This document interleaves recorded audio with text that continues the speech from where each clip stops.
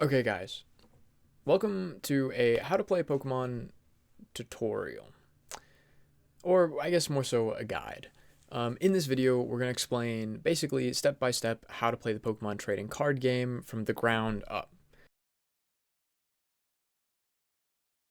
So, what do you need to actually play the game? To play the game, each player needs a 60 card deck, no more or no less. It has to be exactly 60 cards. Some way of counting damage, meaning usually it's little dice, or you can put damage counters. You need a coin, or usually a dice. Another thing is a playmat, or somewhere to play the game. A playmat's technically not necessary. You could play on a table, but playmats help because it makes it easier to pick up the cards and such. The goal of the game is simple. It's to knock out your opponent's Pokemon and take prize cards by doing so. How to set up for your match. If you're going to like a local game store and you don't know what to do, it's pretty simple. Or if you're going to play with a friend, it's also pretty simple. But the first thing that you're going to do is you're going to take your deck like this, and then you're going to shuffle it. You're going to shuffle your deck. However you want to shuffle, you can like riffle shuffle like that, or mash shuffle. It doesn't technically matter. The only thing that it matters is how well you want to take care of your cards. This mash shuffling technique, where you like shuffle them sideways and then throw them onto each other. I don't know. It's called mash shuffling because you like mash the cards together. It helps protect them because it doesn't bend the cards. Whereas like this one, you're bending the cards to shuffle, and that wasn't very great. So it can occasionally bend your cards or leaves like small damages on the cards, which is fine. It doesn't really matter. The only thing is like if you actually bend and like make it permanent damage, sometimes it's not legal to play at like a regional or your local, but usually it's fine. But basically, yeah, you shuffle your deck however you want so that it's legally randomized or adequately shuffled so that you don't have your decks random. It's not in any specific order. First, you shuffle your deck, and then you put it down, and then you will flip a coin, and ask your opponent. So you get your little dice. You get your little dice, and then you're gonna flip. You're gonna roll the dice on the table, and then you're gonna ask your like opponent if they want heads or tails, or they're going to ask you whether they want heads or tails. And this is to decide whether you go first or second. That's it. That's all it does. Even is heads, and odd is tails. Pretty simple. So once you do that step before you draw your 7 cards for your hand. So once you do that, you draw 1, 2, 3, 4, 5, 6, 7 cards. You get 7 cards in your hand. In your hand, you are going to look for a basic Pokemon. That is a Pokemon like this, for example, that says basic in this corner. You can't really see. Oh yeah, there you go. It says basic. This is probably backwards for you guys, but look in the top corner. It says basic. What you don't want, something that says stage 1 or stage 2. And then what you do, you take your basic Pokemon and you're going to place it face down in the active Pokemon spot.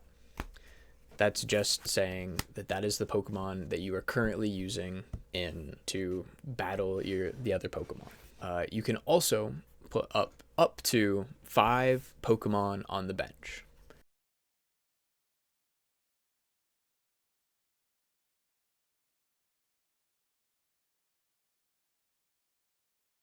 After that, you will set out 6 prize cards from the top of your deck.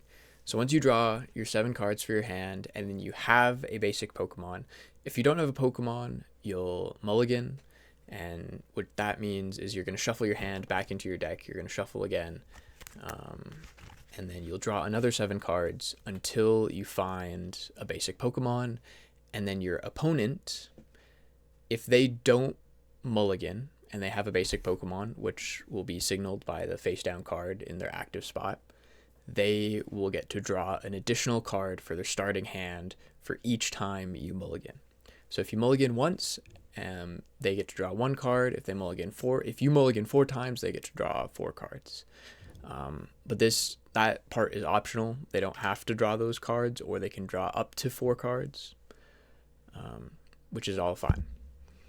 Once that happens, you set down your 6 prize cards, which happens before they draw their mulligan cards. So you'll set down your 6 prize cards, meaning that you don't have access to your whole deck during the game because 6 of them are in the prizes. And then you flip your active Pokemon and like fist bump your opponent, and then you start. And then whoever goes first, goes first. So that is how to set up to play the game, the turn structure. Each player has basically 3 main phases. If you have like play Magic, they like shorten into phases. In Pokemon, it's kind of different. It's just simply at the beginning of your turn, you draw a card. Pretty simple. Then you can play as many actions as you want from your hand in any order, meaning you can play as many items as you'd like. You can attach an energy. You can play a supporter card. You can do that in any order. You can use like your abilities. You can do that in any order, and then you can do that. Some conditionals. You can only retreat once per turn.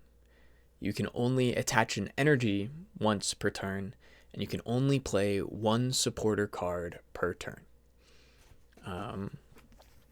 How to tell if it's a supporter card is it says supporter. You can also only play 1 stadium card per turn.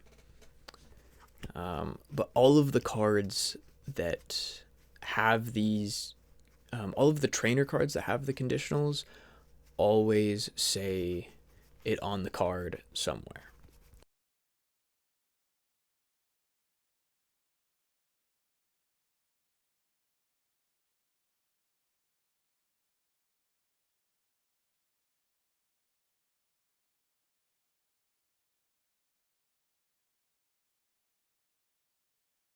And then after you do all of your actions, you can attack with Pokemon. Attacks can do a variety of things. Sometimes they are similar to trainer cards in their attacks. For example, there is a Cleffa, which I have right here. Its attack, called Grasping Draw, lets you draw until you have 7 cards in your hand.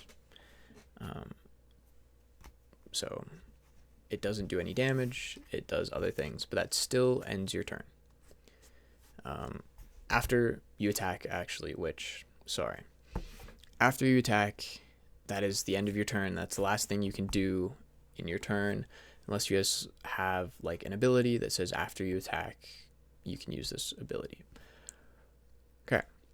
And then when a Pokemon's HP, which is in right here, once that has enough damage on the Pokemon that the HP, the remaining HP is 0, it is knocked out. And normally your opponent will take 1 prize for that Pokemon. There are Pokemon that are stronger. For example, EX Pokemon, like this guy, he is worth 2 prizes. So if it gets knocked out, your opponent takes 2 prizes. And in this new format, there are Mega Pokemon EX, which are worth 3 prizes. The slang is like a 1 prizer, 2 prizer, or 3 prizer. It just is stating how many prize cards you take when that when you knock out that Pokemon. or once your Pokemon is knocked out, you discard it and all things attached, including tools and energy. Okay. And then there are some special rules. For example, some special rules include when you go first on your first turn. So if you won the coin flip and said, I'm going to go first, what that means is you get to draw your cards first and do stuff like that. But during your first turn, when you go first, you can not play a supporter card. You're not allowed to play a supporter card in the current format. You used to be able to play supporter cards on your first turn, going first, but you can't anymore. So on your first turn, you cannot play a supporter card. You can only play items, tools, Pokemon, energy. You can also play stadiums. And then an additional special rule when you go first, on your first turn, going first, you cannot attack, simply put. So on your first turn, going first, you can't attack, you can't play a supporter card. Unless it says on the card something otherwise. For example, Carmine is a supporter card that you can play on your first turn going first. Or I think there's a Meloetta EX that has an attack that lets you attack on your first turn going first. Other than that, I actually don't know if there's many others. Those are the only two that I could think. Just read your cards or read your opponent's cards to make sure that you aren't breaking the rules, kind of thing. Additionally to that, another special kind of rule is like status effects. So in the Pokemon game, there are 5 status effects. There is sleep, burn, paralyzed, poison, or confused. When you are poisoned, you will take between turns. So after your opponent attacks or after you attack, the Pokemon that is poisoned, which is if the active Pokemon is poisoned, it will take 10 damage between turns. If the Pokemon is burned, it will take 20 damage between turns. However, after it takes 20 damage, you will flip a coin, and if it is heads, it will cure being burned. For sleep, you turn your Pokemon to the left, and then what that means is that a Pokemon that is asleep cannot attack and it cannot retreat. So it is stuck there sleeping in the active spot. But between turns, you flip a coin, and if it's heads, you're cured from sleep and it wakes up. And then it can attack, retreat, and all that stuff. Yep. For paralyzed, it's the same as sleep, but it only lasts 1 turn, and you don't flip a coin to get it cured. So no matter what, that Pokemon can't attack, can't retreat, is stuck paralyzed. And for that one, you turn it to the right, because there's an L first in sleep and there's an R first in paralyzed, is a way to remember that.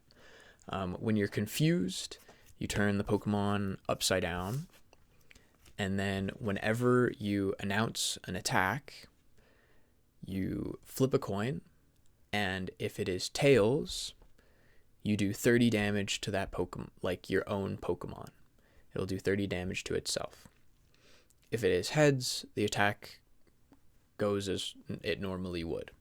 For each status effect, there are only like 2 that can stack onto other status effects, which are burned and poisoned. So if you are burned or you are poisoned, you can be burned and poisoned at the same time, as well as being asleep. So you can be burned, poisoned, and asleep at the same time, but you can't be asleep and paralyzed and you can't be paralyzed and confused or confused and asleep. Those don't stack. Those are only one of it. I do recommend looking up the status conditions for Pokemon. There's an article that explains them all really, really well. But the gist of it is, so those are some special rules. Next is winning the game. How to win the game. Basically, you win the game by taking all 6 prize cards before your opponent can take 6 prize cards. You do that by knocking out Pokemon. Another way to win is if your opponent has only a Pokemon in the active spot and it doesn't have any Pokemon on the bench, and you knock it out and they don't have any Pokemon to promote to the active spot, they lose. This is commonly called donking. Is usually if, like, on the first 1 or 2 turns, you don't get a Pokemon to put on the bench and they can attack on the first turn. They can win the game like that. And then the third way to win a game is if your opponent can't draw a card at the start of their turn. So if either they discard their whole deck somehow or draw all of their cards and then there's no cards left to draw from their deck, they lose. And those are the 3 ways to win a game. It's pretty simple. So those are some of the basics of how to play the Pokemon trading card game. We'll go over some more guides and more tips coming up. But yeah, you can grab a deck, grab a friend, grab another deck, shuffle up, battle, get ready to play. Hope you guys enjoyed, and I'll see you guys next time. Peace.